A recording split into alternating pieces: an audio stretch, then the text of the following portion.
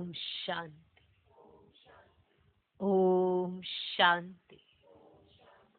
आज की तारीख है 31 दिसंबर 2020। साकार महावाक्य।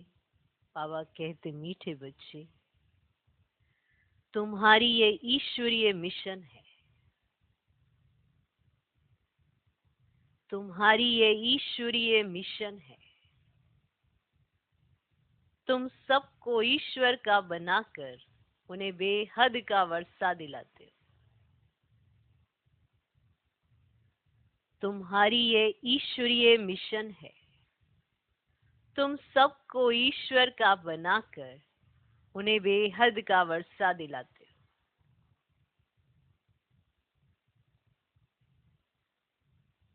आज का प्रश्न, कर्मेंद्रियों की चंचलता समाप्त कब होगी? कर्मेंद्रियों की चंचलता समाप्त कब होगी? उत्तर, जब तुम्हारी स्थिति सिल्वर एज तक पहुंचेगी।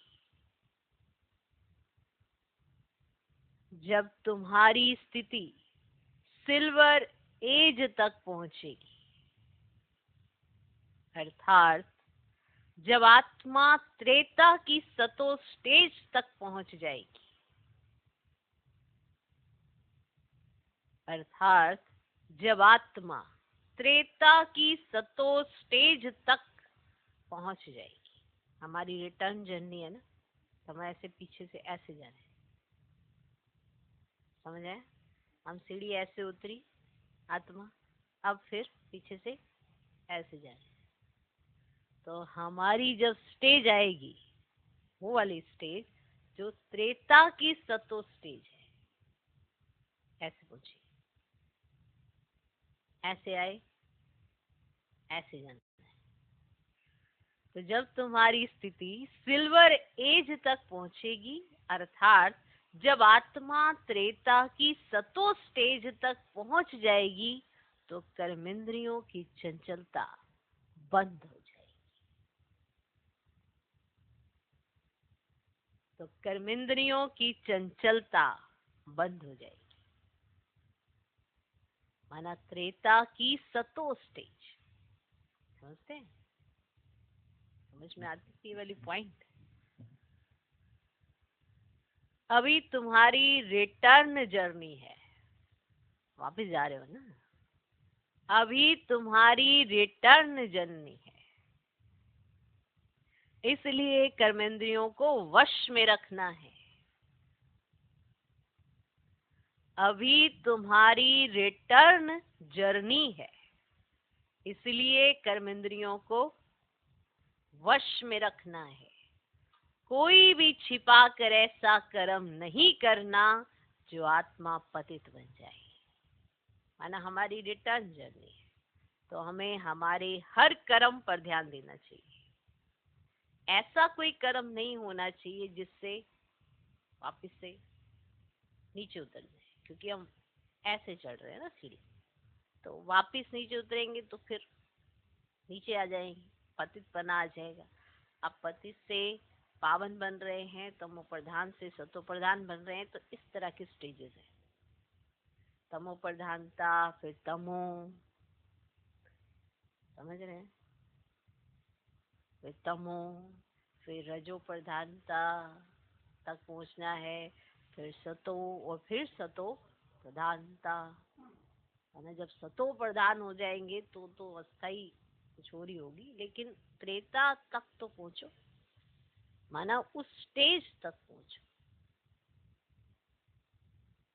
कई कहते नहीं हमें त्रेता तक नहीं पहुंचना, ये सीढ़ी है। सीढ़ी अगर आप ऊपर से नीचे उतरते हो तो चढ़ते भी ऐसे, वापिस जाना है आपने। क्लियर? तो कोई भी छिपा कर ऐसा कर्म नहीं करना जो आत्मा पतित बन जाए, क्योंकि संगम पर हमें कर्म श्रेष्ठ करने हैं, तो कर्मों पर बहुत ध्यान देना होता है कि ऐसा कोई कर्म नहीं हो जाए जिससे आत्मा वापिस से विकर्मी बन जाए। विकर्म कर्म, कर्म बनाने सुकर्म, श्रेष्ठ कर्म, और मत मिल रही है। ऐसा नहीं कि हम कोई अंधेरे में घूम रहे हैं, सब कुछ मिल रहा है, सब कुछ पता चल रहा है, फिर भी अगर कर्म वैसे नहीं किए तो आत्मा पतित रह जाएगी और फिर सजाए खा के पावन बनी। पावन तो सबने बनना है, पर एक है प्यार से बनना पावन, एक है सजा खा के बनना। तो चॉइस तो हम सब आत्माओं की हो रही है कि आपने करना क्या है। तो ऐसा कोई छिपा कर कर्म नहीं करना जो आत्मा पतित बन जाए, क्योंकि अभी हमें मैला नहीं होना है, साफ होना है।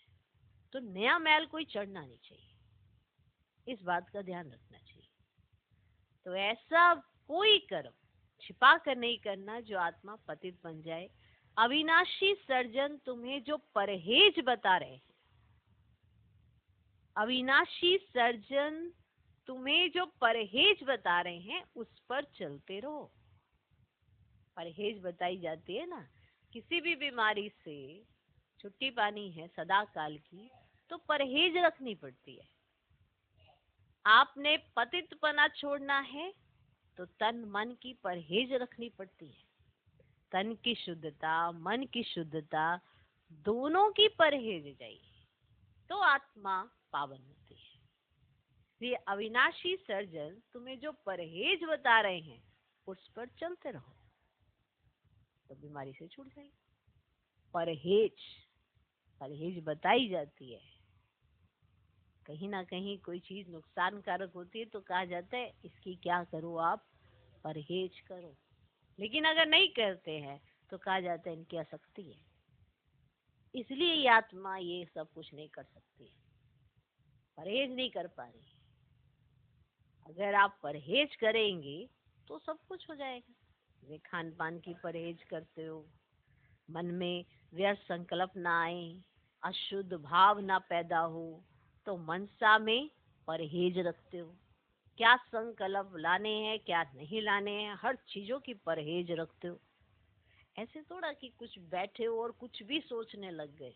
अगर ऐसा हो गया तो मन अशुद्ध रहेगा, और अशुद्ध मन से मिलन कैसे मनाएंगे। तो परहेज तो बहुत जरूरी है और उस पर चलते रहो, बीमारी से बच जाओगे। तो कर्मेंद्रियों की चंचलता समाप्त कब होगी? कब होगी? जब तुम्हारी स्थिति सिल्वर एज तक पहुंचेगी। इसलिए कर्मेंद्रियां आप जरूर चेक करें कि ये कहाँ अटकी हुई हैं, क्यों इनके ऊपर हमारा नियंत्रण नहीं है। चाहिए स्थूल में भी देखो और सूक्ष्म में भी देखो कि आपके मन बुद्धि पर आपका नियंत्रण क्यों नहीं है। जहाँ आप बुद्धि लगाना चाहे वहां क्यों नहीं लगती, जहाँ मन लगाना चाहे वहां क्यों नहीं लगता। तो मतलब इसकी भी कहीं ना कहीं आसक्ति है, उसको भी चेक करना चाहिए। माना एक गहराई से अपनी चेकिंग करनी चाहिए। अगर गहराई से अपनी चेकिंग करेंगे तो कुछ ना कुछ तो निकल के आएगा जिसके ऊपर आपको मेहनत करनी है। वरना आत्मा कहती है कि मुझे तो कुछ समझ ही नहीं आ रहा, ये देहाभिमान कहाँ से आ रहा है, या मेरे से भूले क्यों हो रही है। भूल होने का कारण ही है कि भूल आप ध्यान नहीं दे रहे हो कि भूल हो कहाँ रही थी। जब आप लापरवाह हो जाते हो तभी तो भूल हो जाती है। अगर अलर्ट रहते हो तो कहाँ से कोई भूल होती है। अलर्टनेस जहाँ होती है तो वहाँ थोड़ा गलतियाँ होती है। तो अटेंशन बहुत जरूरी है। तो हमें ये देखना है कि हमारी स्थिति कहाँ तक पहुँची है, ना हमारी रिटर्न जर्नी है। तो अभी हम कहाँ तक पहुँचे हैं? कलयुग में ही है, द्वापर में है, त्रेता में आ गए हैं, कहाँ पहुँचे अभी तक? ये आप अपनी कर्मेंद्रियों की चंचलता से अनुमान लगा सकते हैं। Okay, clear? कि आपको पता चल जाएगा कि आप कहाँ तक आके पहुँचे। अगर कर्मेंद्रियाँ आपके अकॉर्डिंग चलती हैं, या आपने कोई नियम कानून या कुछ भी आपने परहेज रखी हुई है तो उसके समीप ही होंगे। और एकदम एक्यूरेट, जीवन में कुछ भी उतार चढ़ाव हो जाए आप अपने असूल नहीं छोड़ते हो, अपने नियम नहीं त्यागते हो, उन सब का पालन करते हो, तो आप कहाँ तक पहुँचे हो ये सब कुछ अनुमान तो है आपको। कि कलयुग में मनुष्य कैसा होता है, द्वापर में मनुष्य कैसा होता है, और त्रेता का देवता कैसा होता है, तो ये भी अनुमान है। एकदम सत्व प्रधान अवस्था जब होती है तो एकदम कर्मेंद्रियां शांत और शीतल होती हैं, उसमें चलायमान जैसी कोई बात ही नहीं होती है। चले, तो स्थिति जब सिल्वर एज तक पहुंचेगी तो कर्मेंद्रियों की चंचलता बंद हो जाएगी। अब ये चंचलता किस किस टाइप की होती है ये सबको पता है। ठीक, तो बाबा ने जो परहेज बताई है तन की और मन की, दोनों की। तन की परहेज तो आप रख लेते हो, खान पान की शुद्धता रख ली, ये नहीं करना वो नहीं करना, सब ये नियम है, ये धारणाएं हैं, सब तन में तो आपको, क्योंकि इतने भक्ति मार्ग से तन के ऊपर ही आपने फोर्स किया हुआ है, उसके ऊपर ही अटैक किया हुआ था। जब देखो व्रत रखना है तो तन का ही रखा था ना, मन का तो रखा ही नहीं था। ना मन का मौन रखा जा पा रहा है, ना मन का मौन नहीं रखा जाता। मुख का कोख तो एक दिन कर भी लेंगे, पर मन का नहीं होता। मुख तो बंद कर लेंगे, मन से इधर उधर ताका जाकी करेंगे तो फिर वो क्या काम होगा। तो यहाँ पे जो परहेज चाहिए वो तन और मन की चाहिए, दोनों की चाहिए, तो फिर हम नंबर 1 बन सकते हैं। तो उस पर जो परहेज बाबा ने बताई है उस पर चलते रहो। अविनाशी सर्जन ने जो परहेज बताई। ओके, तो आज का गीत है मुखड़ा देख ले प्राणी अपने दिल दर्पण में, है ना। हर एक को अपनी चेकिंग करनी है। और आज 31 दिसंबर है, कल नहीं है 31 दिसंबर, आज ही है। तो चेकिंग भी सारी आज ही करनी है। हाँ जी, तो आज है 31 दिसंबर। अच्छा जी, कल आ जाएगी 1 जनवरी। जनवरी मास शुरू हो जाएगा। आज 2020 है, कल 2021 हो जाएगा। फिर देखा जाए तो आपके 2020 ने क्या किया, आप थोड़ा रिकॉल जरूर करना आज। ठीक है, जो यहाँ रहते हैं, जो घर में रहते हैं, उन 2020 ने आपको क्या सिखाया, माने इन 12 महीनों में आपने क्या सीखा, क्या देखा, क्या पाया। तो अपना पास्ट जरूर चेक कर लेना, है ना। आपने 30 दिसंबर तक क्या सीखा, क्या पाया। ठीक है, और आज सारी चेकिंग करना हम तो करते हैं कि इस महीने क्या रहा, उसमें ऐसे में क्या रहा, उस महीने क्या रहा, कि आज ये वाला महीना कैसे गया। तो इसलिए 12 महीने होते हैं इस साल में। तो आप भी जरूर अपनी चेकिंग किया करना, आज तो कर ही लेना। और क्या, अकेले बैठना आराम से, चुपचाप होते ही हो, तो अपना चेक करना कि आपने क्या किया है इस 2020 में, आपने क्या किया है। लाभ तो आपको बहुत हुए हैं, पर आपने उस लाभ का कितना फायदा उठाया है या कितना अपना भला किया है, वो सब आप खुद अपने आप से चेक करना कि आपको कितना मिला, और उस जो मिला है उसके ऊपर आपने क्या प्राप्तियां की। मिला बहुत है, लेकिन उस मिले पर आप मिले कि नहीं मिले, क्योंकि सब कुछ मिलता है लेकिन उसको एहसास में अगर नहीं लाया तो फिर वो तो फिर खाली ही है।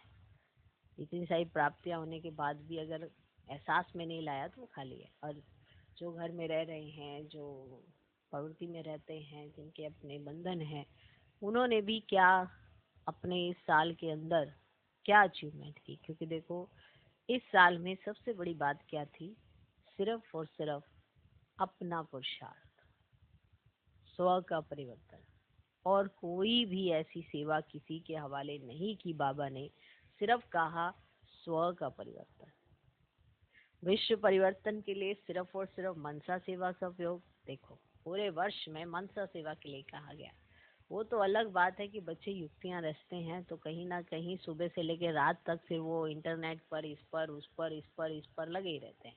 लेकिन वो एक तरह का माध्यम है, वो सब तो पहले भी किया हुआ था। उसको भी अगर आप दोबारा से रिपीट टेलीकास्ट भी कर दोगे तब भी वो नया ही लगेगा दूसरों के लिए। लेकिन अपने लिए बहुत समय मिला है, अपने लिए, क्योंकि कहीं जाना नहीं, कहीं से किसी को आना नहीं।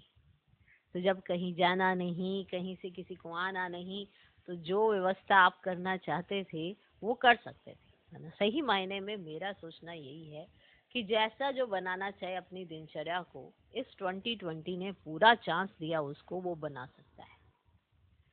हर एक अपने चार्ट से ये जान सकता है कि मैंने पास्ट में क्या किया, क्या मैंने ये जो समय था, जो मार्च से लेकर अभी तक का समय, माना दिसंबर तक, मार्च से लेकर दिसंबर तक का माना 10 महीने लगा लो, क्योंकि मार्च की 10 तारीख या 12 तारीख तक तो फिर उसके बाद तो सब वही हो गया था।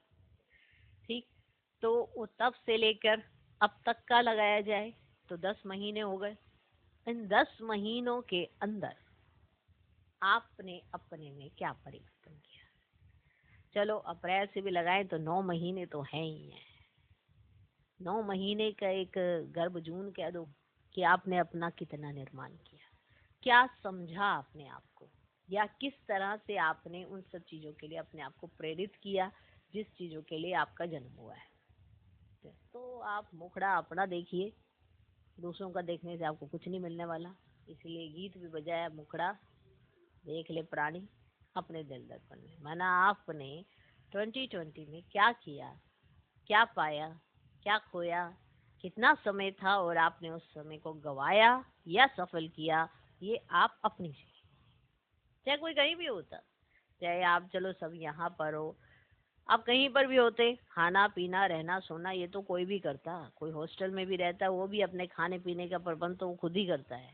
तो अगर आप भी करो तो कोई बड़ी बात नहीं करता, लेकिन अपनी स्थिति को कैसे बनाया, अपने आप को कैसे बनाया, तो क्या किया, ये जरूर आज जरूर चेक करना कि क्या आपने अपनी प्राप्तियों को डबल किया या अपने प्राप्तियों को कम किया। क्योंकि जो प्राप्तियां याद रहेंगी तो आप खुश रहोगे, और खुश मन से, खुश दिल से जितना बाबा को याद रखोगे उतना उनके समीप जाओगे और थैंकफुल रहोगे कि भगवान हमें मिला तभी ये जीवन का फायदा है, वरना व्यर्थ ही व्यर्थ है।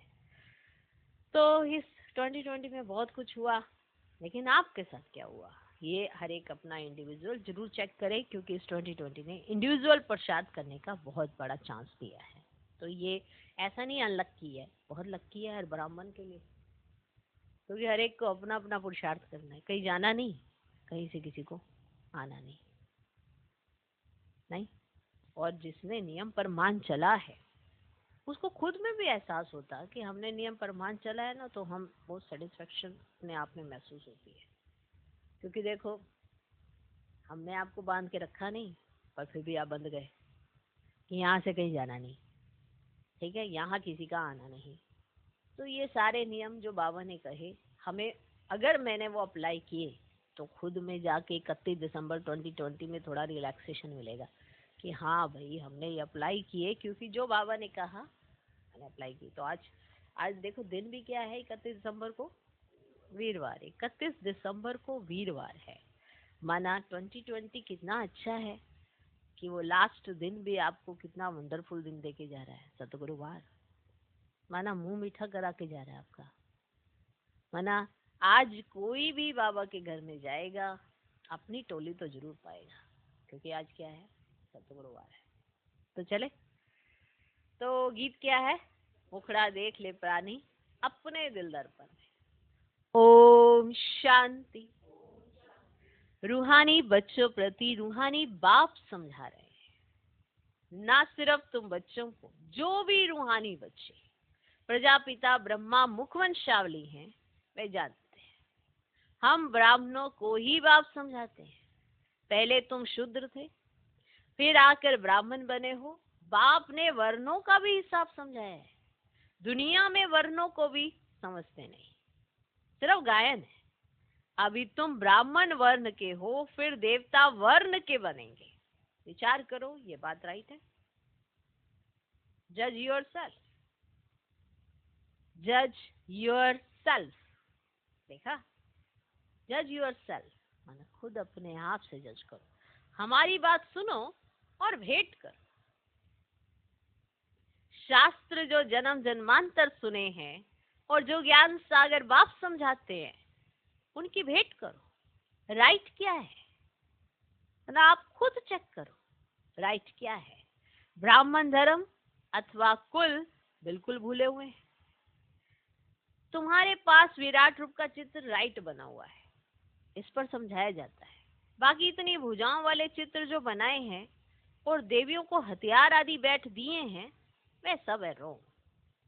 ये भक्ति मार्ग के चित्र है। इन आंखों से सब देखते हैं परंतु समझते नहीं। कोई के ऑक्यूपेशन का पता ही नहीं है। अभी तुम बच्चों को अपनी आत्मा का पता पड़ा है? पता पड़ा? कौन हो? पता पड़ा? और 84 जन्मों का भी मालूम पड़ा है। जैसे बाप तुम बच्चों को समझाते हैं, तुमको फिर औरों को समझाना है।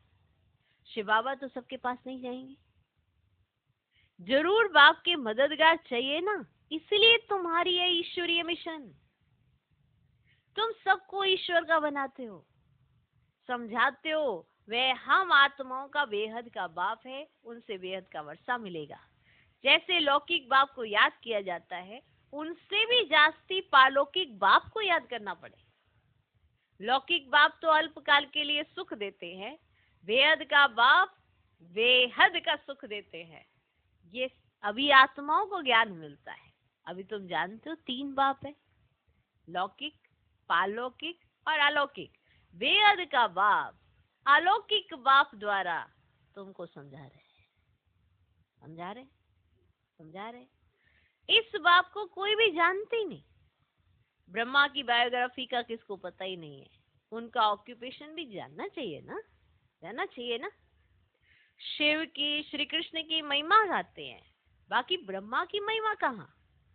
निराकार बाप को जरूर मुख तो चाहिए ना, जिससे अमृत दे। भक्ति मार्ग में बाप को कभी यथार्थ रीति याद नहीं कर सकते। अभी तुम जानते हो, समझते हो, शिव बाबा का रथ यह है। रथ को भी श्रृंगार करते हैं ना, जैसे मोहम्मद के घोड़े को भी सजाते हैं। तुम बच्चे कितना अच्छी रीति मनुष्य को समझाते हो। तुम सभी की बड़ाई करते हो, बोलते हो तुम ये देवता थे, फिर 84 जन्म भोग तमो प्रधान बने हो, अब फिर सतो प्रधान बनना है तो उसके लिए योग चाहिए। परंतु बड़ा मुश्किल कोई समझते हैं। समझ जाए तो खुशी का पारा चढ़े। क्या चढ़े? खुशी का पारा चढ़े। अगर समझ में आ जाए तो समझाने वाले का तो और ही पारा चढ़ जाए। बेहद के बाप का परिचय देना कोई कम बात है क्या? समझ नहीं सकते। कहते ये कैसे हो सकता? बेहद के बाप की जीवन कहानी सुनाते हैं। अब बाप कहते बच्चे पावन बनो। तुम पुकारते थे ना कि ये पतित पावन आओ। अब गीता में भी मन मना भव अक्षर है, परंतु उनकी समझाने कोई के पास है ही नहीं। बाप आत्मा का ज्ञान भी कितना क्लियर कर समझाते हैं। कोई शास्त्र में ये बातें है ही नहीं। बल कहते आत्मा बिंदी है, भृगुटी के बीच स्टार है, परंतु यथार्थ रीति किसी की बुद्धि में नहीं है। वह भी तो जानना पड़े। अब कलयुग में है ही अनराइटियस और सतयुग में है सब राइटियस। भक्ति मार्ग में मनुष्य समझते ये सब ईश्वर से मिलने के रास्ते हैं, इसलिए तुम पहले फार्म भराते हो, यहाँ क्यों आए हो, है ना। वो कहते हैं ना ईश्वर से मिलने के रास्ते हैं, तो इसलिए तुम ना पहले क्या कराते हो, फार्म भराते हो कि तुम यहाँ क्यों आए हो। इससे भी तुमको बेहद के बाप का परिचय देना है। पूछते हो आत्मा का बाप कौन? जैसे फार्म में पूछते हैं ना, आत्मा का बाप कौन? सर्वव्यापी कहने से तो कोई अर्थ ही नहीं निकलता। सबका बाप कौन? अब ये है मुख्य बात। अपने अपने घर में भी तुम समझा सकते हो। एक दो मुख्य चित्र, सीढ़ी, त्रिमूर्ति, झाड़, ये बहुत जरूरी है। ये बहुत अच्छे चित्र है ना। सीढ़ी दिखी, झाड़ दिखा, त्रिमूर्ति दिखी। अब झाड़ से सब धर्म वाले समझ सकते हैं कि हमारा धर्म कब शुरू हुआ। हम इस हिसाब से स्वर्ग में जा सकते हैं। जो आते ही पीछे है वह तो स्वर्ग में जा न सके, बाकी शांति धाम में जा सकेंगे। झाड़ से भी बहुत क्लियर होता है। जो जो धर्म पीछे आए हैं उन की आत्माएं जरूर ऊपर में जाए विराजमान होंगी। तुम्हारी बुद्धि में सारा फाउंडेशन लगाया जाता है ना। अब तुम्हारी बुद्धि में तो सारा फाउंडेशन लगाया जाता है, माना इतना सारा फाउंडेशन लगा दिया तुम्हारी बुद्धि, सब कुछ बता दिया। तुम्हारी बुद्धि में सारा फाउंडेशन लगाया जाता है। बाप कहते हैं आदि सनातन देवी देवता धर्म का सैपलिंग तो लगा, फिर झाड़ के पत्ते भी तुमको बनाने हैं। पत्ते बिगड़ तो झाड़ होता ही नहीं, इसीलिए बाबा पुरुषार्थ कराते रहते आप समान बनाने के लिए। और धर्म वालों को पत्ते नहीं बनाने पड़ते हैं, वे तो ऊपर से आते हैं, फाउंडेशन लगाते हैं, फिर पत्ते पीछे ऊपर से आते जाते हैं, है ना। उस धर्म की जो भी आत्मा है ऊपर से आती जाती है। तुम फिर झाड़ की वृद्धि के लिए प्रदर्शनी आदि करते हो, इससे पत्ते लगते हैं, फिर तूफान आने से गिर पड़ते हैं, मुरझा जाते हैं। ये आदि सनातन देवी देवता धर्म की स्थापना हो रही है। इसमें लड़ाई आदि की तो कोई बात ही नहीं है। सिर्फ बाप को याद करना और कराना है। तुम सबको कहते हो, और जो भी रचना है उनको छोड़ो। रचना से कभी वर्षा मिल ना सके, रचयिता बाप को याद करना है और किसकी याद ना आए, बाप का बनकर ज्ञान में आकर फिर अगर कोई ऐसा काम करते हैं तो उसका बोझा सिर पर बहुत चढ़ता है। बाबा के बन गए, ज्ञान में आ गए और फिर भी कोई उल्टा कर्म करते हैं तो उसका बोझा सिर पर बहुत चढ़ता है। बाप पावन बनाने आते हैं और फिर ऐसा कुछ काम करते हैं तो और ही पतित बन पड़ते हैं। इसीलिए बाबा कहते हैं ऐसा कोई काम नहीं करो जो घाटा पड़ जाए।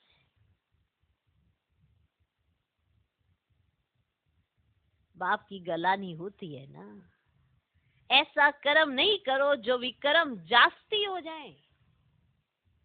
हम यहाँ विक्रम विनाश करने आए तो विक्रम बढ़ाने नहीं है।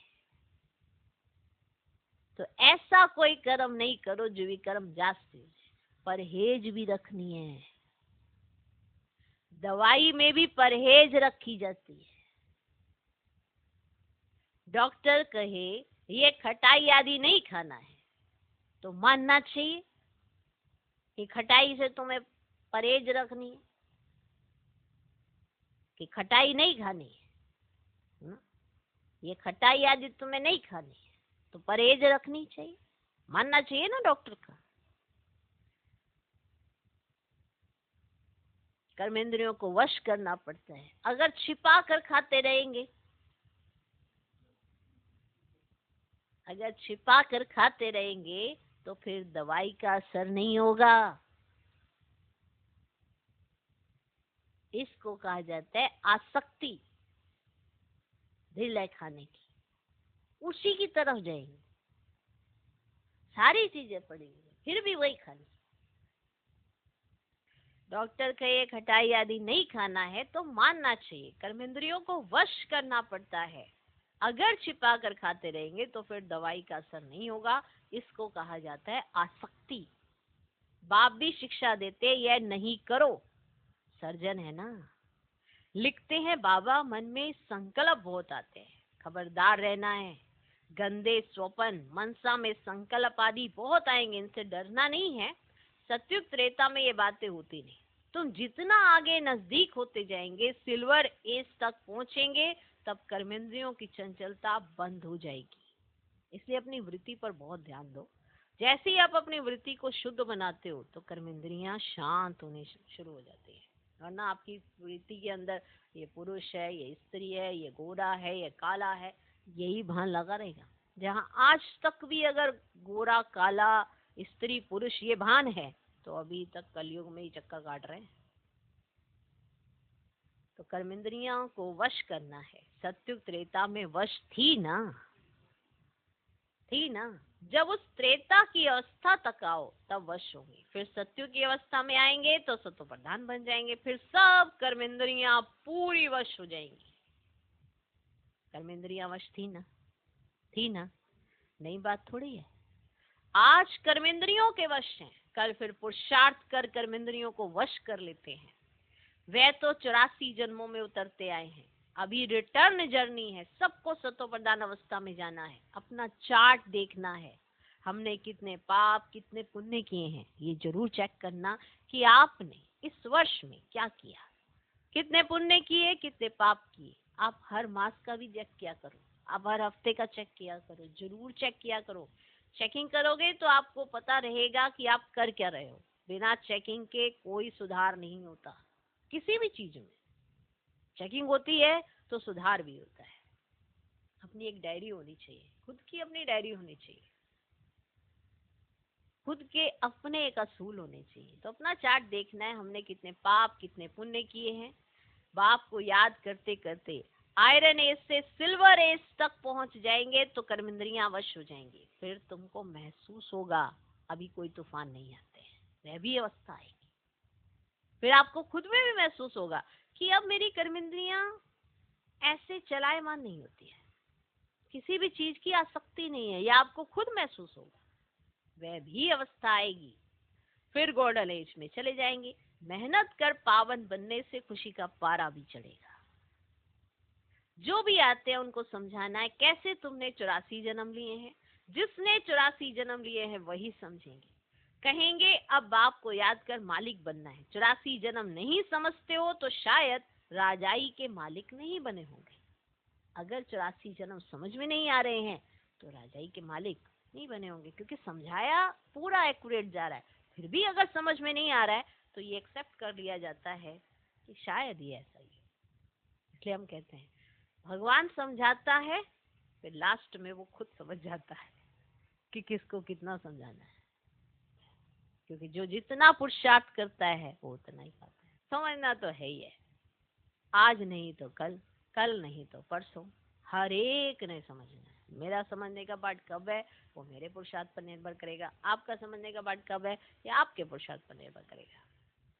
सब कुछ हर एक के अपने अपने पुरुषार्थ पर ही निर्भर करेगा। कोई कहेगा मैंने बड़ा पुरुषार्थ कर लिया, वो भी तुमने अपने लिए किया है, नहीं किया है वो भी तुमने अपने लिए किया है।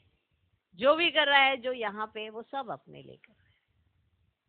ठीक है, तो समझाने और समझने का पार्ट हम सब आत्माओं का है, और भगवान का लास्ट में एक बिंदी में टिक जाने का पार्ट आता है। वो ड्रामा कह के सब कुछ से निश्चिंत हो जाते हैं। अभी वो समझाते हैं, इसीलिए इतनी मुरली चल के आती है, समझे? तो चलें, तो अपना चार्ट देखना है हमने कितने पाप कितने पुण्य किए। बाप को याद करते करते आयरन एज से सिल्वर एज तक पहुंच जाएंगे तो कर्म इंद्रियां वश हो जाएंगी। फिर तुमको महसूस होगा अभी कुछ तूफान नहीं आते हैं, वह भी अवस्था आएगी। फिर गोल्डन एज में चले जाएंगे, मेहनत कर पावन बनने से खुशी का पारा भी चढ़ेगा। जो भी आते हैं उनको समझाना है कैसे तुमने 84 जन्म लिए। देखो जो भी अपने साथ मेहनत करता है देह अभिमान से मुक्ति पाने की या इन सब चीजों से ऊपर उठने की, उसको नशा भी चढ़ता है कि मैंने इन सब चीजों पे जीत पाई है। मेरे सामने ये सारे पेपर आए थे पर मैंने दिल शिकस्ती को गले नहीं लगाया है, मैंने आगे बढ़ने को गले लगाया है। और क्योंकि मेरे साथ था कौन, भगवान, इसीलिए उसे नशा भी चढ़ता है। नहीं चढ़ता? नशा भी चढ़ता है। जो भी आते हैं उनको समझाना है कैसे तुमने 84 जन्म लिए हैं। जिसने 84 जन्म लिए हैं वही समझेंगे, कहेंगे अब बाप को याद कर मालिक बनना है। 84 जन्म नहीं समझते हो तो शायद राजाई के मालिक नहीं बने होंगे। हम तो हिम्मत दिलाते हैं, अच्छी बात सुनाते हैं, बाबा हिम्मत दिलाते हैं, बाबा के बच्चे भी सबको हिम्मत दिलाते हैं, अच्छी बात सुनाते हैं। तुम नीचे गिर पड़ते हो। जिसने 84 जन्म लिए होंगे उनको झट समृद्धि आएगी। बाप कहते तुम शांति धाम में पवित्र तो थे ना, अब फिर तुमको शांति धाम सुख धाम में जाने का रास्ता बताते हैं, और कोई भी रास्ता बता ना सके। शांति धाम में भी पावन आत्माएं ही जा सकेंगी। जितना खाद निकलती जाएगी उतना उच्च पद मिलेगा, जो जितना पुरुषार्थ करे। हर एक के पुरुषार्थ को तो तुम देख रहे हो, बाबा भी बहुत अच्छी मदद करता है। ये तो जैसे पुराना बच्चा है, हर एक की नब्ज को समझते हो ना। सियाने जो होंगे वह झट समझ जाएंगे। बेहद का बाप है, उनसे जरूर स्वर्ग का वर्षा मिलना चाहिए ना। मिला था, अब नहीं है, फिर मिल रहा है। एम ऑब्जेक्ट सामने खड़ा है। बाप ने जब स्वर्ग की स्थापना की थी तुम स्वर्ग के मालिक थे, फिर 84 जन्म ले नीचे उतरते आए हो। अभी यह है तुम्हारा अंतिम जन्म। हिस्ट्री रिपीट तो जरूर करेगी ना। तो सारा 84 का हिसाब बताते हो। जितना समझेंगे उतना पत्ते बनते जाएंगे। तो झाड़ पत्ते कैसे बनते हैं वो बाबा समझा रहे हैं। तुम भी बहुतों को आप समान बनाते हो ना। तुम कहेंगे हम आए हैं सारे विश्व को माया की जंजीरों से छुड़ाने। बाप कहते मैं सबको रावण से छुड़ाने आता हूँ। तुम बच्चे भी समझते हो बाप ज्ञान का सागर है।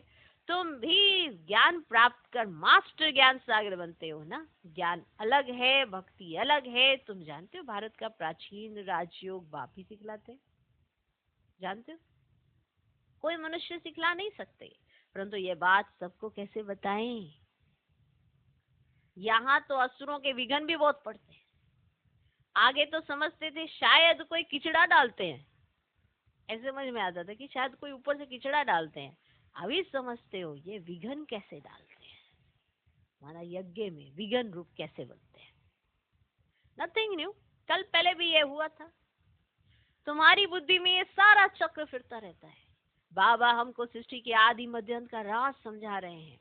बाबा हमको लाइट हाउस का भी टाइटल देते हैं। एक आंख में मुक्ति धाम, दूसरी आंख में जीवन मुक्ति धाम, तुमको शांति धाम में जाकर फिर सुख धाम में आना है, ये है ही दुख धाम।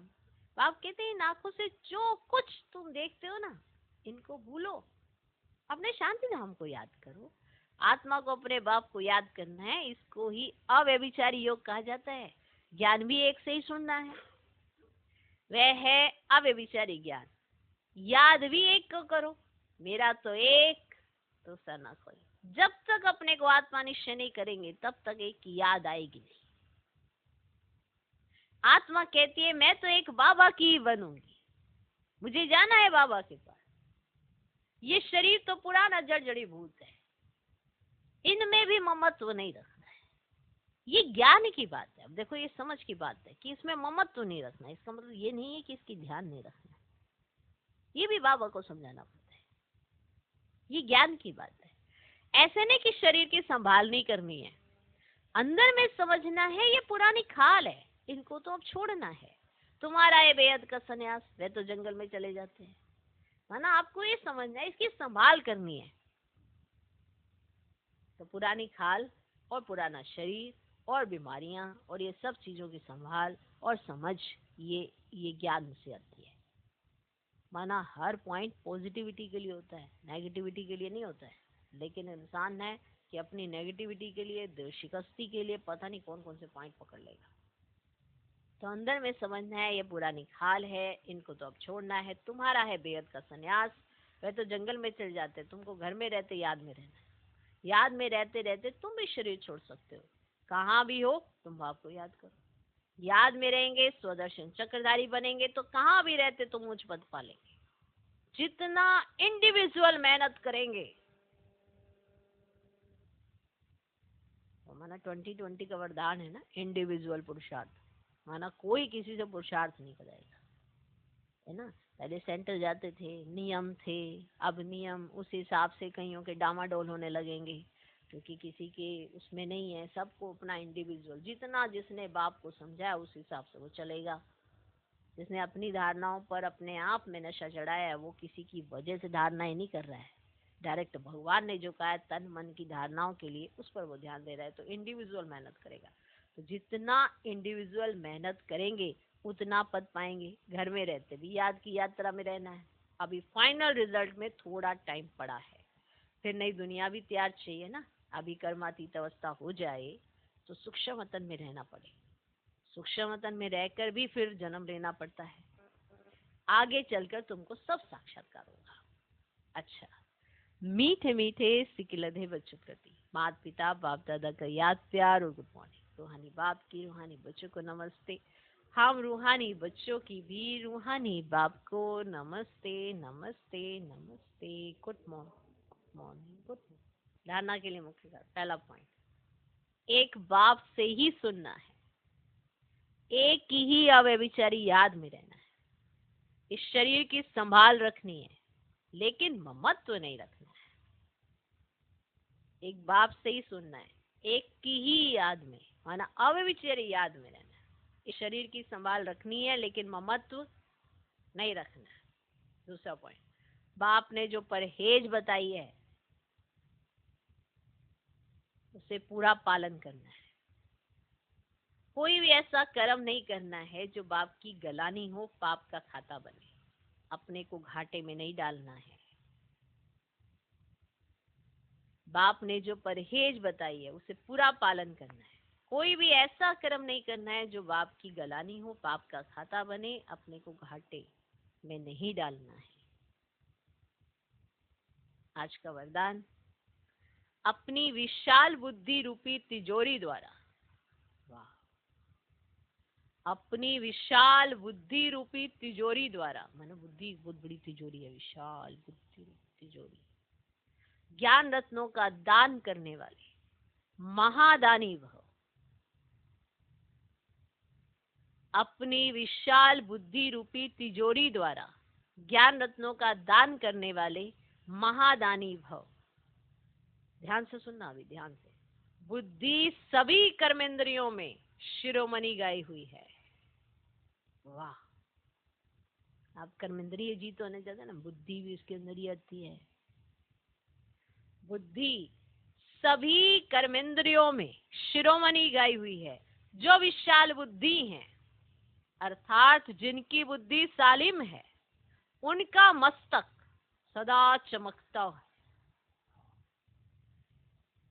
जो विशाल बुद्धि है, अर्थात जिनकी बुद्धि सालिम है, उनका मस्तक सदा चमकता है, क्योंकि बुद्धि रूपी तिजोरी में सारा ज्ञान भरा हुआ है।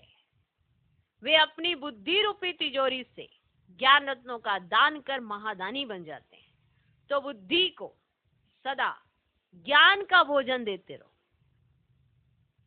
बुद्धि को सदा ज्ञान का भोजन देते रहो। बुद्धि अगर, बहुत अच्छा पॉइंट है, बुद्धि अगर ज्ञान बल से भरपूर है तो प्रकृति को भी योग बल से ठीक कर लेती है। बहुत ही जबरदस्त पॉइंट है, इसको प्रैक्टिकल महसूस करके देखना।